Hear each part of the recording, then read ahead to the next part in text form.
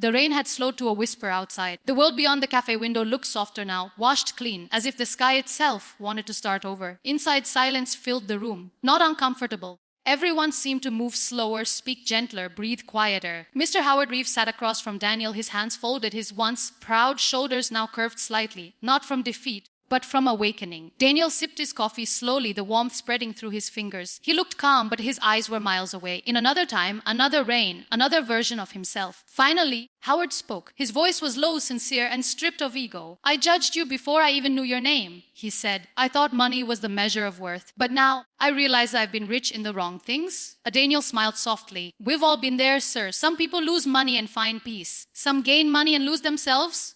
Howard nodded. "I've lost both." For a long moment, the two men just sat, the poor man who once had everything, and the rich man who had nothing that mattered. Anna came by with a fresh pot of coffee. "Refill?" she asked, her voice gentle. Howard nodded. "Please." As she poured, a small splash hit the saucer, dark against the white porcelain. Howard stared at it for a moment before asking quietly, "Does it ever stop hurting, losing someone?" Daniel looked at the rising steam. "No," he said after a pause, "but it changes. The pain becomes a teacher instead of a thief." Howard looked at him curiously. "And what does it teach you?" That love doesn't end," Daniel said. "It just learns to speak in silence." Howard's chest tightened. There was truth in those words, truth he hadn't heard in years. The cafe lights dimmed slightly as the afternoon sun disappeared behind gray clouds. Thomas, the manager, lit a small candle on each table, a quiet tradition the cafe followed every evening since it opened. When the flickering flame reached Daniel's table, he smiled. "Evelyn loved this part," he murmured. Thomas nodded, his eyes soft. "She said candles make memories visible." Howard looked from one man to the other. "She sounds like she was incredible." Daniel nodded slowly. "She was. She believed every person carried a story, even those who'd lost their way." He looked up at Howard, especially those who'd lost their way. The flame trembled, and for a second, Howard thought he saw something, a reflection in Daniel's eyes that wasn't just light, but love that refused to die. A sudden gust of wind pushed against the cafe doors. One of them flew open, letting in cold air and rain. Anna rushed to close it, but a tray slipped from her hands. Cups fell shattering against the floor. The sound snapped everyone's attention. Coffee splashed across the tiles, and one cup rolled toward Daniel's table, stopping near his feet, cracked but not broken. He bent down, gently picking it up. The handle was chipped, but it still held its shape. He turned it over in his hand and whispered, "Just like us." Howard watched him, something shifting deep inside. He stood up suddenly, walked to the counter, and took out his wallet.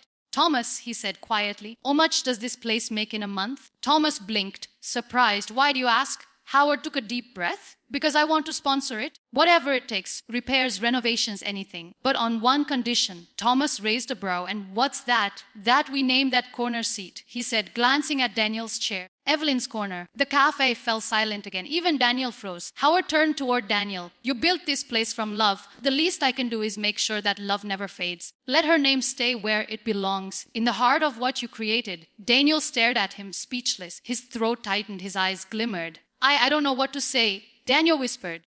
"Just say yes." Daniel nodded slowly, his voice trembling. "Then yes, thank you." The two men shook hands, a gesture simple yet sacred. Around them, the cafe came back to life, the chatter, the laughter, the music. But something was different now. Respect had returned. Howard sat down again, this time not across from Daniel, but beside him. "You know," he said, staring at the rain outside, "I thought success was about standing higher than everyone else. But now I see it's about standing beside them."